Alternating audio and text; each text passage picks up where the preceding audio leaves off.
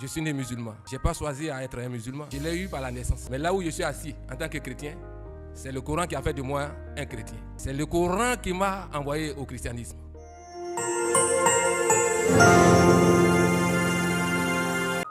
Bien-aimés, nous vous disons shalom dans le précieux nom de notre Seigneur Yeshua Jésus-Christ. Je suis né musulman. Je n'ai pas choisi à être un musulman.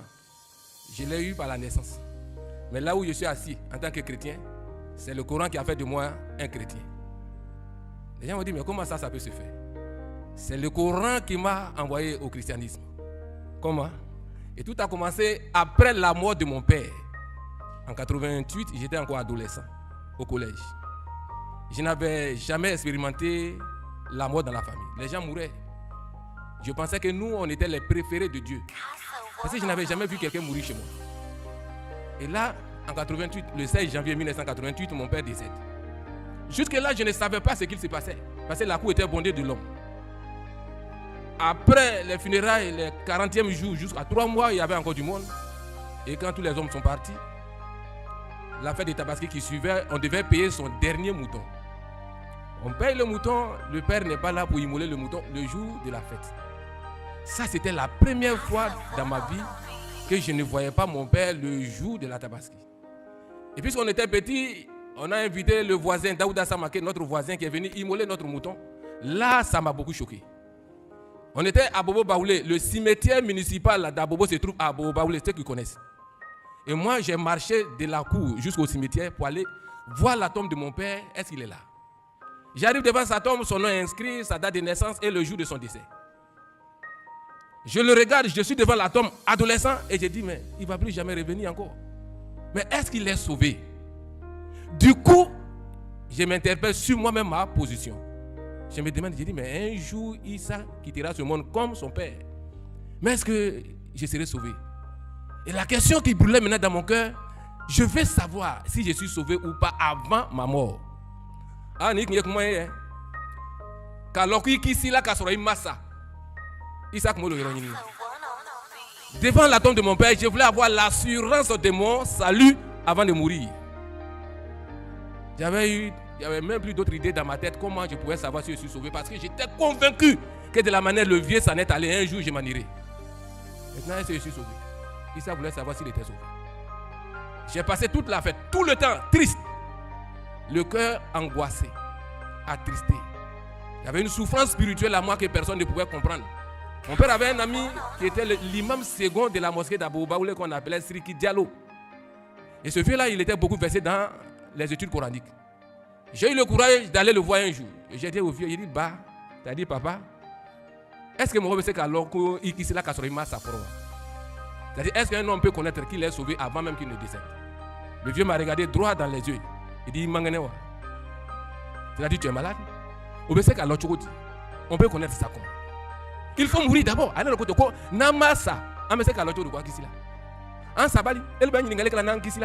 nous ne sommes même pas encore morts et toi, tu veux savoir si tu es sauvé. Et le vieux reprend. C'est-à-dire, nous devons œuvrer parfaitement. Car les œuvres comptent au jour de la résurrection. Il y a un système de balance qu'on appelle Mizan. Les bonnes œuvres seront pesées, les mauvaises œuvres seront pesées. Il n'y a même pas eu la pesée. Toi, tu veux savoir si tu es sauvé. Et il a repris. Il dit, c'est-à-dire, il dit quoi? Mène une vie agréable, juste et parfaite. Prie et jeûne, fais les bonnes œuvres. Car le jour de la résurrection, tes bonnes œuvres vont peser en ta faveur. Mais dis que tu peux connaître que tu es sauvé, jamais, personne ne peut le connaître. Ah, Issa n'avait pas la réponse. Non, il n'avait pas encore la réponse. Et le cœur était encore angoissé. Quelques mois après, lors des funérailles d'un autre vieux qui est décédé, un imam, un prédicateur imam, ce n'est pas les jeunes d'aujourd'hui, avant c'était les vieux qui prêchaient. Un prédicateur imam, un vieux prédicateur est venu prêcher lors des funérailles du vieux Bemba Traoré. Et ce prédicateur a prêché sur la sourate 19, versets 71 à 72. Vous pouvez relever ça. La sourate 19, versets 71 à 72. Et le vieux prédicateur, il prêchait en Djoula. Il dit, Mogotena soro alu chemaya. Mitna do jahanama kono kasoro kabo.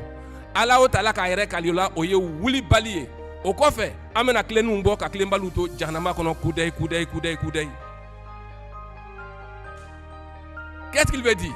Il dit il n'y a personne parmi vous qui ne passera pas par l'enfer.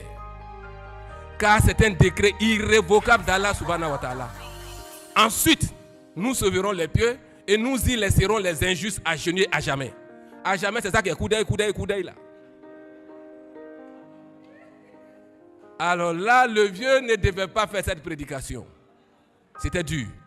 Mais j'ouvre une petite parenthèse pour nos frères et sœurs musulmans qui nous écoutent, même s'il y en a aussi dans la salle. Ça, c'est un verset de tromperie. On peut te tromper. Prendre ta femme, ton mari, tes biens, les choses de ce monde. On peut te tromper pour t'arracher ces choses. Tu peux les retrouver après. Mais si on t'a trompé sur ton salut, tu es foutu. Ce verset est une tromperie. Pourquoi? Entrer dans l'enfer et ressortir. Est-ce que c'est possible?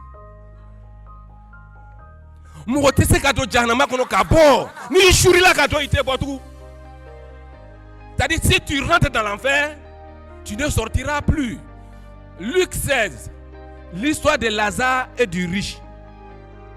Dans le verset 26, le riche a demandé à l'ange, dis à Lazare, j'ai tellement soif, qu'il puisse venir me désaltérer un peu. Mais qu'est-ce que l'ange a dit? Il y a un fossé entre vous. Tu ne peux pas aller là, il ne peut pas venir ici. Donc dès l'instant que tu rentres dans l'enfer, bolité. Voilà pourquoi je dis que c'est une parole de tromperie. Et cela veut dire clairement qu'aucun musulman ne sera sauvé en vertu de ce verset-là. Mais puisque ce n'est pas un endroit où on va et on ressort.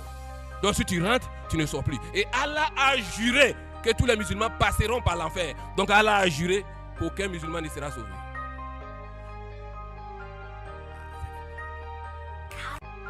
Qu'aucun musulman ne sera sauvé. Issa, moi je ne voulais pas aller là-bas. Je cherchais l'assurance de mon salut. Ce doute-là, je voulais connaître si je suis sauvé ou pas. Mais le Coran me dit, quel que soit Alpha, tu feras un tour à l'enfer. Je suis resté là dans cette position d'angoisse spirituelle, du collège jusqu'au lycée. Et là au lycée, je rencontre un jeune à Djoukrou, du nom de Esso Roland. Un chrétien digne d'être appelé chrétien qui menait une vie digne de l'évangile.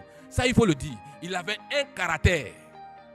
Roland ne fumait pas, il ne buvait pas, il ne courait pas derrière les filles, il ne trichait pas en classe. Les 4 péchés que j'ai dit, ça faisait ça. Roland ne fumait pas, il ne buvait pas, il ne courait pas derrière les filles, il ne trichait pas à l'école. Les 4 péchés là, nous on avait ça, mais on était musulmans. Et sa vie m'impressionnait beaucoup. Et le musulman, je m'accroche à lui. Moi j'avais un souci. Comment faire pour connaître si je suis sauvé? Le Coran m'a condamné, mais j'étais musulman. J'espérais qu'un jour je pouvais rencontrer le salut dans le Coran. Chaque fois j'embêtais Roland. Si Jésus est Dieu, alors comment on peut tuer Dieu? Il n'arrivait pas, puisque c'était un enfant. Il ne pouvait pas, la divinité du Seigneur, ce n'est pas n'importe qui peut décortiquer ça. Et je suis resté là en train de l'emmerder. Et un jour, Roland sort un livre rouge dans sa main. Il me tend le livre. Il dit ça. Si tu es sincère et que tu cherches Dieu avec tout ton cœur, voici ce livre-là, la Bible. Prends-la, va la lire. Dieu va se révéler à toi. Je me donnais mal. Combien de Bibles, les petits Gédéons qu'on nous a donnés à l'école, nous on a jeté ça. Parce que nous, musulmans, nous avons été vaccinés contre la Bible. C'était un faux livre. Un livre des égarés. Un livre falsifié. Et un livre dépassé. Un livre de mécréants. Moi, j'ai foutu quoi avec ce livre de mécréants? Roland a insisté, ça. Prends, je t'offre ça, prends cadeau. Mais tellement qu'il insistait, j'ai pris parce qu'il insistait. Pas parce que j'allais voir quelque chose dedans.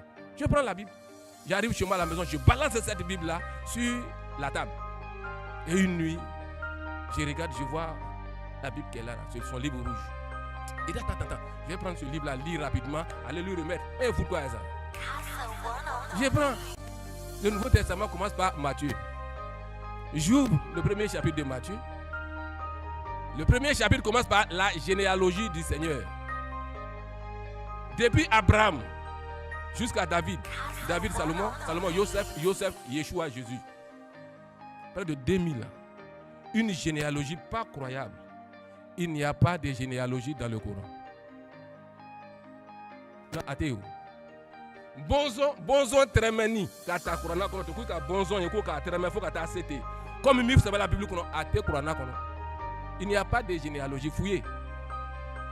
Moi j'étais étonné. Comment de près de 2000 ans on retrace la lignée d'un individu jusqu'à son père terrestre. Moi si tu prends mon cas, mon père s'appelle Brahima Traoré. Le père de Brahima s'appelle Jafet Teke Traoré. Et tu sais une fou. On a les noms compliqués. Et mon arrière-grand-père, son nom est trop difficile, on s'arrête ici. Je suis arrivé à quelle génération? 3 ou 4e. Mais pour Yeshua, Jésus, 2000 ans, jusqu'à Yosef, son père. Je vais vous dire ceci. Jésus-Christ, Yeshua, il est Dieu fait homme. Il est le seul homme sur la terre qui a 2 généalogies. Il a une généalogie terrestre. Matthieu chapitre 1er jusqu'au verset 17. En tant qu'homme, 100% homme, une généalogie terrestre. Dieu, il a une généalogie céleste. Jean, chapitre 1 jusqu'à 14. Au commencement était la parole, et la parole était avec Dieu, et la parole était Dieu, et la parole a été faite chair. Voilà l'homme.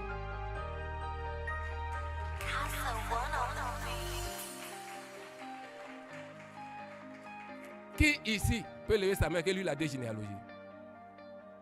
Il n'y en a pas, mais il est le seul homme sur la terre qui a ces 2 généalogies. J'étais étonné de voir comment la Bible rendait les informations. Le livre devient intéressant. Donc je suis accroché au livre. Je lis. L'enfant naît, comment il va naître? L'enfant naît, il grandit, Hérode cherche à le tuer, ses parents le prennent, ils vont en Égypte. Ça, c'est pas comme ça le Coran. On peut te parler d'Adam, de Moïse, d'Abraham, de Jésus, dans le même verset. Il n'y a pas de logique narrative. Entre la Bible, j'étais fasciné. Et j'ai commencé la lecture, j'ai continué la lecture, j'arrive sur Matthieu 5. C'est là que je découvre que le oui d'un chrétien est un oui sans autre phrase. Et que son nom doit être non. Alors que nous, musulmans, tant qu'on ne jure pas sur une réponse, cela veut dire que ce n'est pas vrai. Si je dois dire Nena Allah, entre Dieu et moi, je commence à jurer. Neninfa, entre mon père et moi, je jure sur mon père, je jure sur Dieu, Jésus, tout ce qui est là. Entre la Bible dit tout ce qui viendra après le oui ou le non est démoniaque. Donc cela veut dire que nous vivons avec les démons sans même nous en rendre compte. Peut-être même on est des démons. Je continue la lecture. Je tombe sur Matthieu 6. Dans le livre de Matthieu 6, comment Yeshua, Jésus, a enseigné les gens à la prière, au don, au jeûne, j'étais étonné. Et j'arrive où je découvre encore l'amour de Jésus. Il dit, aimez vos ennemis, bénissez ceux qui vous maudissent, priez pour ceux qui cherchent même à vous tuer. En islam, tuez vos ennemis. Ce n'est pas moi qui le dis. Hein. En islam, on tue les ennemis. Les compagnons de Mohammed, ils sont compartissants entre eux. La Sourate 48, verset 29. Mais dur envers les mécréants. Tuez tous ceux qui ne confessent pas Allah et le prophète et le jour dernier. Mais Yeshua dit, Jésus dit, aimez vos ennemis, priez pour vos ennemis, bénissez ceux même qui vous maudissent. Il fallait que je fasse une conclusion ici. J'ai dit non. Ça, c'est faux. Dis que suivre ce monsieur-là, tu vas en enfer. J'ai commencé à douter. Je me suis dit que quiconque marchait comme façon, Yeshua, Jésus, Issa l'a dit, il était sûr d'être sauvé. Et là, la Bible commençait à me troubler. J'ai déposé la Bible, allé vers le Coran. Car je vous l'ai dit dans le début, c'est le Coran qui a fait de moi un chrétien. Puisque je commençais à être un peu confondu dans la Bible, mettant Hakli Sigi, je vais aller avoir la paix du cœur dans le Coran. Je prends le Coran, je vous l'ai dit au début qu'il n'y a pas de logique narrative dans le Coran. Je tombe sur la sourate 4, verset 171. Et dans ce verset, Allah dit ceci, ô gens du livre, les chrétiens, n'exagérez pas dans votre religion, ne dites d'Allah que la vérité. Jésus, fils de Marie, n'est qu'un messager d'Allah. Sa parole qu'il a envoyée à Myriam, un souffle de vie venant de lui. Cela veut dire quoi? Le Coran dit aux chrétiens, N'exagérez pas dans la voie d'Allah. Isa Jésus-Christ n'est qu'un messager, un simple messager. Qui est appelé parole de Dieu sur la terre ici? Dieu lui-même. Aucun prophète. Ça m'a amené à aller voir qui était Mohammed dans le Coran. Dans la sourate 18, verset 110, le Coran est clair. Il dit Kul, inamar anna, ba sharun kemisul kum. C'est le Coran qui dit, Allah dit à Mohammed, dis aux hommes que tu es un être humain comme eux. Mais si c'est un humain comme vous et moi, c'est qu'il est pécheur. Car tous sont péchés et sont privés de la gloire de Dieu. Il est dans le péché.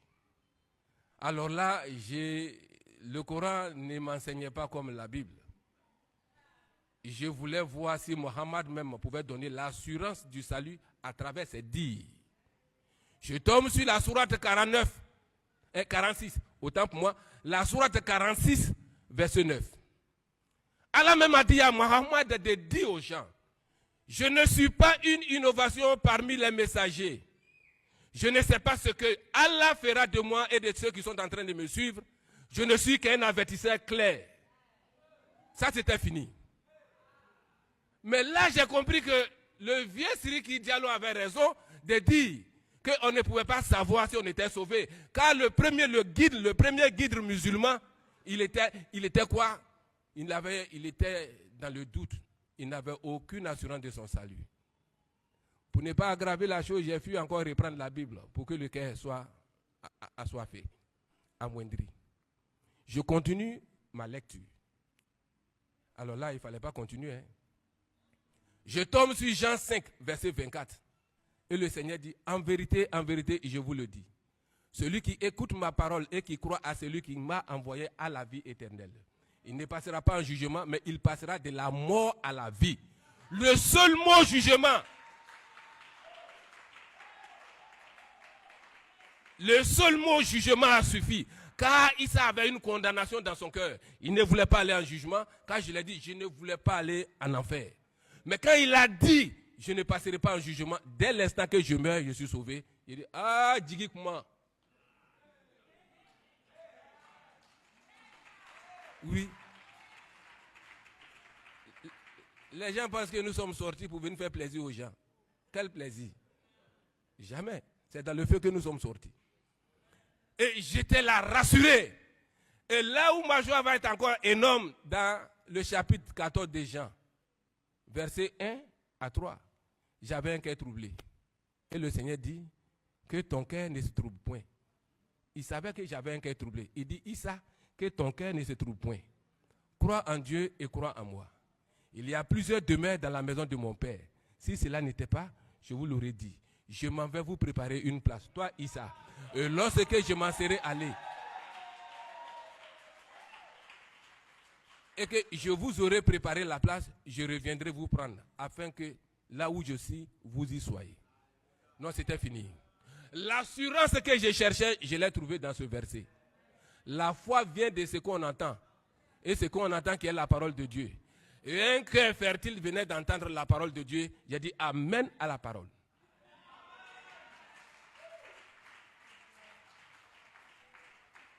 Pour finir le témoignage, l'homme, on va dans ce verset. La foi vient de ce qu'on entend. Et ce qu'on entend qui est la parole de Dieu. Et un cœur fertile venait d'entendre la parole de Dieu. J'ai dit Amen à la parole.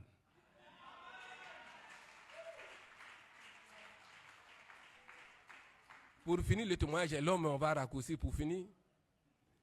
Rappelez-vous que j'étais à la recherche de mon salut.